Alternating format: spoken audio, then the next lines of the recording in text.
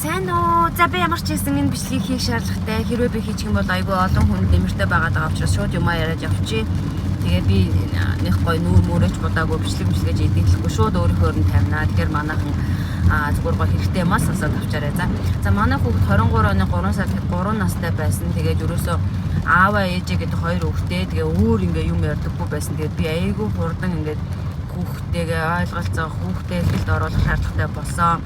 За 23 оны 3 сард тийм байж байгаа 6 сарын дараа би хүүхдээ 9 сард ингээд цэцэрлэгт оруулахад бол бүр маш сайн өөрчлөлтүүд гарсан байсан. За яаж вэ гэдгийг та нартайгаа хуваалцъя.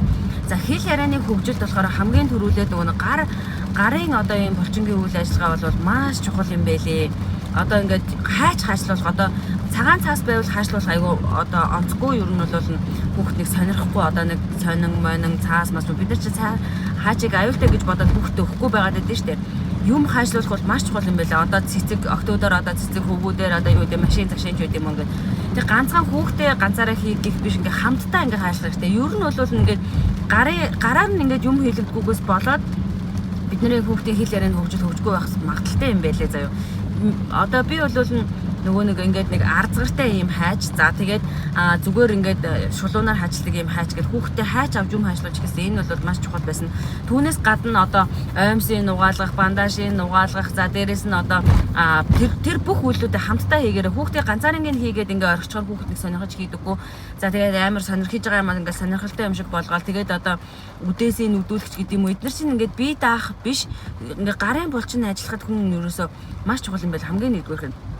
За хоёрдугаарх нь болохоор хэрвээ таны хүүхэд утас, компьютер, зурагт одоо тий англи хэл дээр ингээд юм үздэг байвал нь одоо би бол хувьдаа шууд бойл гэж хэлнэ. Яагаад вэ гэхээр хэл гэдэг чинь хүний бүх зүйл байдаг, соёл байдаг. Бид нар ингээд монголоор зарим зүйлийг хүүхдэд тайлбарлах хэцүү. Англи хэл гэдэг чинь ингээд шал өөр соёлоор ингээд өөрөөр ингээд англиар одоо сэтгэж хэлж ийн гэсэн үг л дээ. Тэнгүүд ээж аав нь монголоор яриад үзэж байгаа юм англиар яриад хахаар нэг хоёр хэлний хооронд ингээд жоохон юм гацаалт үүсээд ингэчтэй юм бэлээ. Би одоо энийг болохоор айгуу энэ зөвлөгөөг болохоор би нэг юм хөгжлийн төвийн багш нар очиж авч яасан. Тэгээ энэ бол маш үр дүнтэй байсан надад. Ягаад вэ гэхээр хүүхэд ингээд тасралтгүйгээр ингээд одоо нэг хүүхдээ нэг тийчээ дагуулж явахад уйлж мойлонгууд нь бид нар маа гэж ингээд утас өгчтэй шүү дээ тий. Тэр чинь бол хамгийн буруу дадал юм байлаа. Хүүхэд одоо банкнд ороод хүлээж авал ээжигээ яаж мөнгө авж байгааг тэр хүмүүстэй яаж харьцаа тэнд орж ирж байгаа хүмүүсэд ингээд орчноо таних боломж өгстэй. Тэгээд тэр бүх хугацаанд яадаг гэхээр хүний тарих ажиллаж яадаг. Тэнгүүд бид нар маа гэж утас өгчөнгөө тэрийгээ ширтэл ямар ч үйлдэл байхгүй. Утас ингээд ширтэж байгаа хүүхэд чинь за манай хүүхэд болохоор яадаг гэсэн бэ гэхээр ингээд байсан. Одоо нөгөө ингээд уцтайгаа ингээд хамт одоо 0 мөл орох юм бол тэгэл ерөөсөө ингээд зурагт асаалтай байгаад үед 0 орох юм бол ингээд бараг яаж бааж хийж байгаач мэдэхгүй ингээд далигаал тэр уц компьютер руу ингээд хараад амар тэгдэг. Тэгэнгүүт яг уцгүй орчих юм бол яадаг вэ гэхээр бүр айгуу сайн юу яадаг. Одоо нөгөө ингээд дуу муу дуулаад 0-ын цаас масыг хараад ингээд орчин морсноо жоохон ажиглаж эхэлдэг. Тэгэхээр би бол ингээд утас компьютерыг хааснаас хойш хүүхдийн хэл яриа бол хамаагүй сайжирсан. Тэгээд дээрээс нь ээж аав нь яаж ийн хүмүүсийн одоо гуйны гутал баяртай жаргалтай байна уу гэдэг ингээд нүд мүдийг хүртэл юмыг анзаарч эхэлдэг. Тэгэхээр үнэхээр монголоор юм одоо яриулъя гэж бодож байгаа бол та шууд утас компьютерыг хаах хэрэгтэй. Үүний оронд та яах вэ гэхээр нөгөө юм жижиг спикерүүд гэж байдаг штэ тий. Тэр спикерүүдийг ингээд хүүхдэд авч өгөөд тэн дээр нь одоо флашн дээр ч байд юм уу өөрөө утастай холбоотой ч юм уу ингээд хүүхэн дуу муу явуулдаг штэ.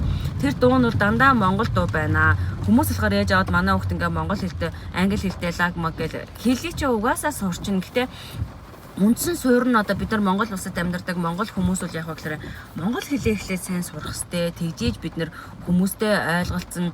Тэгээ монгол одоо жишээлбэл юм байгаа даа байхгүй юу?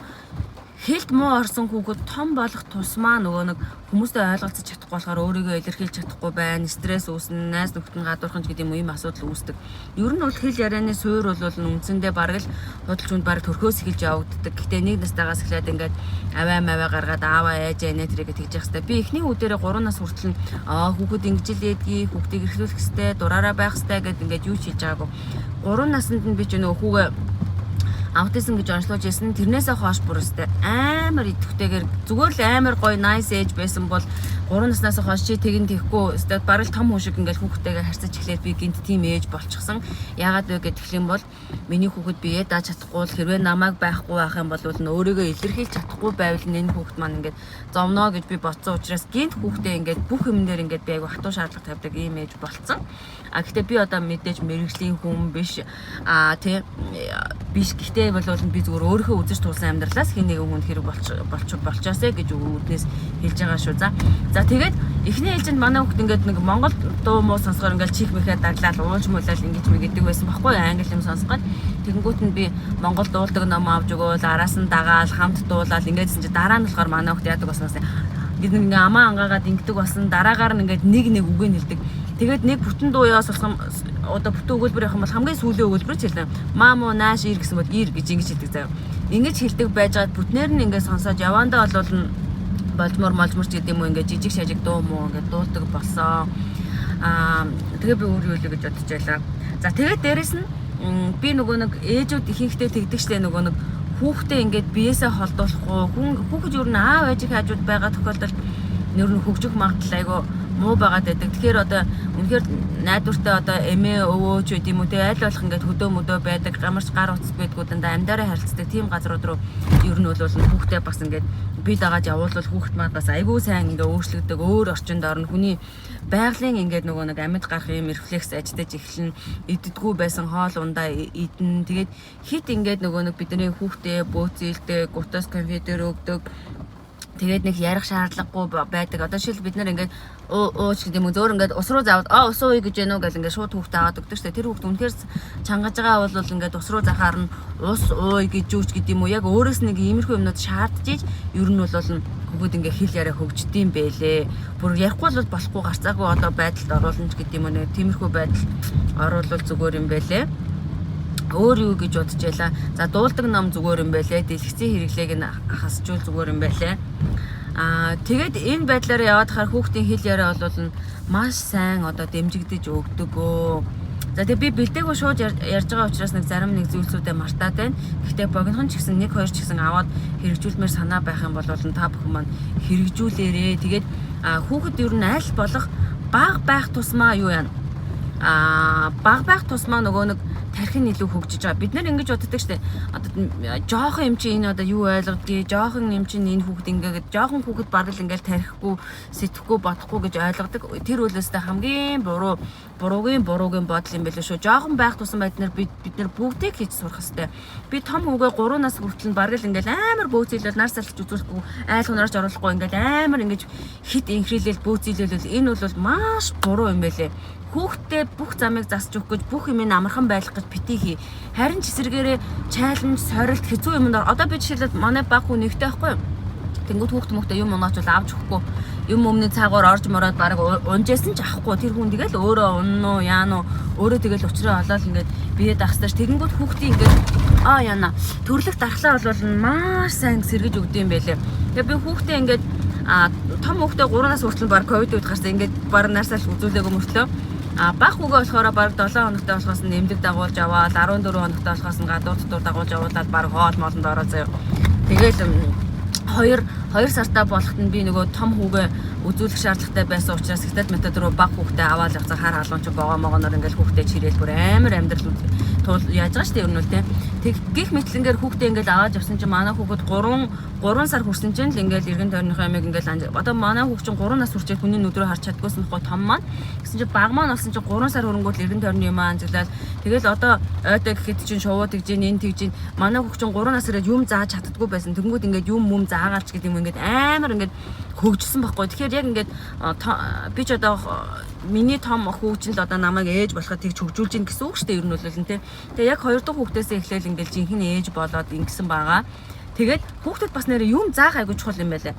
Хүүхдүүд ингээд юм заахгүй байна гэж бас айгуу сонин заяа. Ингээд энийг аваад өгдөө шувуу тэнд явж энэ үү, амьс чинь энэ үү гэдэг ч юм уу те. Манай хүүхд одоо нэг нас гарантай штэ. Тэгэл 11 сартай байхаас нь эхлүүлэл жоохон би памперс аваад ирэнгүүт чи памперс аваад ирэ бөмбөгөө аваад ирэнгүүт юм ингээ хайдаг.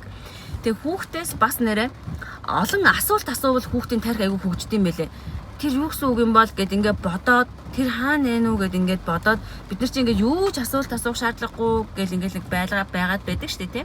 Тэгэхээр тэр ингээд айгүй чухал юм байлээ шүү. Тэгээд би одоо энийг би гоё байна уу сайхан байна уу миний царай зус ямар байна уу эсвэл хин нэгэн хүн таалагдах гэж хийгээгүй зөвхөн хэрэгтэй хүнд нь хэрэгтэй чин сэтгэлээсээ хэрэгтэй байгаасаа гэж бодоод хийсэн. Тэгээд би ер нь хүүхдтэйгээ холбоотой за тэгэл ер нь бол турах талаач гэдэг юм уу ер нь ингээд өөрийнхөө амьдралд ингээд хин нэгэн хүн бити алдаасаа гэж бодсон тэр бүх зүйлсээсээ ингээд жижиг шажиг ингээд хүнд хэрэгтэй гэсэн хөөрхөн контентнууд хийж байгаа. Тэгээд миний Instagram болохоор туяхаа доогуур зураас inspire-аас Facebook маань болохоор туяхаа өөрийн туяа гэж байгаа. Хэрвээ одоо та надаас асуулт асуухыг хүсэх юм бол миний Facebook, Instagram-аар орж ирээд асууж болно. Би угаасаа онлайнд ингээд ажилтдаг ийм ажил хийдэг хүн учраас танд ингээд төгшөөлгүй хариулнаа. Тэгээд миний энэ бичлэгийг олон хүн үзээсэй. Хэрвээ та хүүхдээ хилд оруулах юугүй байх юм бол хэрхэн хилд оруулах вэ гэж одоо бодсон бол танд жоохон ч гэсэн нэмэр болсон байх гэж бодож байна. Тэгээд ер нь хүн ингээд боломжтой цагаа хүлээх юм бол хүнч боломж гардггүй юм байна. Гоё орчин нөхцөл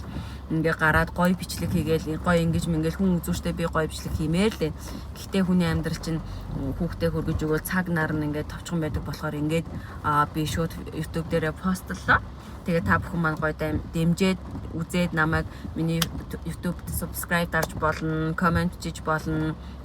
Тэгээ гоё сэтгэлээ хуваалцаарай. Тэгээ бүгдээрэнд нь амжилт хүсье. Тэгээд ихрээ бяцхан сайхан өрсүүдтэй гоё аль болох их цаг гаргаад хамтдаа их зүйлийг хийгээд тэгээ ганцхан ээж нар нь биш аав нартай, нах эх нартай, бүр эмээ өвөөтэй тэгээ хамаатан садантайгаа ингээ гоё харилцаанд ороод жаахан өрсүүдийг айгүй хурдан хилд оруулаасаа гэж чин сэтгэлээсээ хүсэж гин. Ягаад гэвэл өдрөөс өдөрт ингээд нөгөө нэг айгүй муу ингээд амьд харилцаанд орж байгаа, муу хилд орж байгаа хүүхдүүд байд юм бэлээ. Тэгээд хизээч та бити тэгж байгаа л хилд орно 4 нас хүрээл ярчин 5 нас хүрээл ярчин 6 нас хүрээд ярчин гэж бити бодоорой. Яг одоо энэ бичлэгийг үзэж байхад таны хүүхэд хэдэн ч настай байж болно. 2 настай, 3 настай, бүр 6 настай ч байж болно. Тэгвэл хүүхэд л юм чинь хөгжинэ. Харин хөгжийг нь хүлээх биш, тарих нэг өдөр хөгжийг хүлээх биш. Та хүүхэдтэй туслах ёстой шүү. Маш хурдан ажиллаж ирэх ёстой шүү. Хүмүүсээ ингээд ихэнх хүмүүстэй ингээд харж байхад би ингээд цаг алдчихжээ гэж хэлж байгаа байхгүй юу? Цаг алдах чинь л хамгийн онцгүй. Бид нэг өдөр, 2 өдөр өдрийг ч алдахгүй хүүхдтэйгээ ингээд юу яах хэвтэй ярьж одоо ингээд тэр харилцаанд оруулах хэвтэй. Бас нэр ахаад нэг зүйл нь яриад дуустдаггүй тийм. Ахаад нэг зүйл нь хичнээн жоохон байсан ч гэсэн хүүхдээ ингээд номонд одоо ингээд ер нь бол оруулаарай. Номын ингээд үйл явдлыг 1 хүн 2 хүн хуудастай 5 хуудастай ном байж болно. Тэгээд ингээд манай хүүхд ингээд амар чихэр сахаар идэх зуртай машин зашинаар ингээд тоглоод ганц л ингээд тоглоомоор тоглоод ерөөсөө ингээд ном момоор сонирхдаггүй байсан байхгүй юу. Тэгээд би хүүхдээ ингээд өөрт нь зориулаад ном худалдаж авч өгөөд номон дуртай болгосон чи одоо бүр манай хүүхэд номонд бүр амар дуртай заяа. Тэгээд бүр ингээд одоо ингээд дэлгүүрт ороод нөгөө нэг номын дэлгүүрүүдэд ороод ингээд ном авч яваад номын үйл явдлыг сонсоо. Тэгээд одоо хөдөө гадаа явах, машин дотор явах мөх тиймэрхүү моментэд манай хүүхд ингээд ном момоо л үзэл тэгэл ингээд ийшээ тийш явахдаа ингээд номтой бол айгүй сайн найз болсон. Одоо манай хүүхд 5 настай гэхэд хүн нохоо гэдэг ийм цувар нохой хүн гэдэг ийм цувралыг болохоор ингээд бүр ингээд эхнээс нь аваад ингээд үйл явдлыг ингээд тэр юу гэж энэ юу гэж ингээд ээж аваасаа асуугаад ингээд үздэг болцсон. Тэгээд ном гэдэг чинь ингээд эмэрн үйл явдлыг харна, бодно, төсөөлнө, инээн ингээд айгүй ингээд дэлгэцийг бодвол бүтээлч ийм зүйл юм бэлээ. Бид нар болохоор ингээд нэг ном том хүмүүс ном аваад ингээд хэдэн жилээр уншдаггүй шүү дээ. Би одоо 3 4 жилээр өмнө авсан ном уншаагүй л байгаа уншин гэчихэд. Хүүхэд бол тэгдэггүй юм бэлээ. Ингээл юусе тэр өдөртөө ингээд хүүхдэд хийсэн хөрөнгө оруулалт бол үнэхээр чухал заяа. Тэгээ би ч одоо ингээд нэг хэдэн жил ном авах байхад 6,000 төгрөгийн хүүхдэд жижигхэн ном ч юм уу нэг зургийн дэвтэр ч юм авахад тэрийг зураад будаад хууц болгоно ингээд айгүй үр бүтээлчээр ашигладаг юм бэлээ. Тэгэхээр одоо ингээд хичнээн багчаас 1 настай хүүхэдтэй харандаа байруулад юм байруулад ингээд сургаад одоо нэг бичиг цаастай ном дэвтэртэй ингээд найзлуулчих юм бол айгүй ингээд тийм дөртэй болд юм байлээ шүү. За тэгээд миний бичлэг гоё болсон гэж найдаж байна. Цаг заваа ингээд зориулж байгаа бүхэн л ингээд мэдээж гоё болно штэ. Тэгээ та бүхэн ч гэсэн миний бичлэгийг ингээд цагаа гаргаад үтсэнд маш их баярлалаа. Тэгээ дараагийн маань бичлэгийг хэрвээ гоё танарт үр дүнтэй байгаа бол ямар одоо сэдвүүдийн талаар асуумаар байна хэлээрэй. Яагаад вэ гэхээр би нөгөө нэг тодорхой хэмжээнд амьдралаараа үзэж туулаад нус нулимс болоод энэ миний амьдралын нэг тийм хэсэг байгаад би тэрнийхээ ард одоо ингээ багаар гарч байгаа учраас эхлэлийн цэг дээрээ байгаа одоо би яана одоо манай хүүхэд гэж бодож байгаа тийм хүмүүс байгаа шүү дээ тий. Тэр хүмүүсэд хэрэг болох үүднээс ингэж бичиж оруулж байгаа шүү. Тэгээ бүгдээр нь амжилт манайхаа. За